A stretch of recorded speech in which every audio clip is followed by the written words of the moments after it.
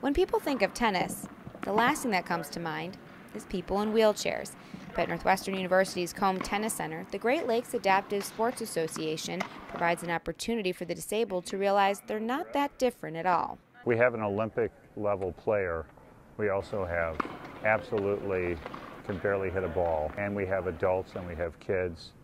It's pretty all-encompassing. When tennis and paddle coach Mike Carrico started the program 17 years ago, he didn't know anything about wheelchair tennis.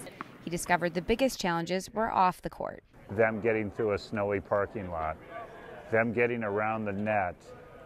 There's a umpire's chair in the way and they can't fit through.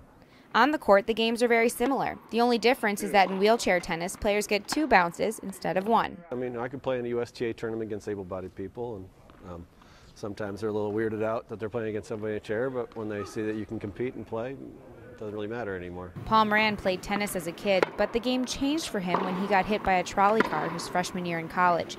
He competed in sitting volleyball in the 1992 Paralympics and saw wheelchair tennis, then picked up the sport 2 years later. And, I was just hitting the ball cleanly from both sides, forehand, backhand. I think my background of playing baseball and being a switch hitter helped out a lot. It's kind of cool to see how Paul plays and see how good he is, and it makes me want to get as good as he is. Jessica Wytek has cerebral palsy. She says moving her chair and judging where the ball will hit are the hardest parts.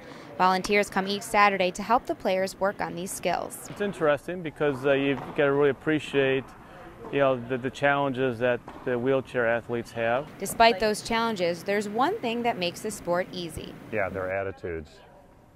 Their attitude's great. In Evanston, I'm Elise Menaker.